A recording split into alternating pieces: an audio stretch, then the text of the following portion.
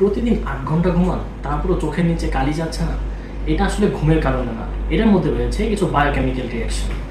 আমাদের চোখের নিচের যে ত্বক, সেই ত্বক আমাদের শরীরে সবচেয়ে পাতলা ত্বকগুলোর মধ্যে একটি। এর পুরুত্ব 0.5 মিলিমিটার। সেই জন্য এই ত্বকের নিচে থাকা ক্ষুদ্র রক্তনালী বা ক্যাপিলারি অনেক সহজেই বোঝা যায়। তাই আপনি যখন কম ঘুমান কিংবা স্ট্রেসে থাকেন কিংবা অনেকক্ষণ ধরে মোবাইল কনজিউম করেন, তখন আপনার এই রক্তনালীগুলো প্রসারিত হয়ে যায় এবং এই রক্তনালীর মধ্যে কর্টিসল নামক এক হরমোনের নিঃসরণ হয়, যা আমাদের স্ট্রেস হরমোন হিসেবে পরিচিত।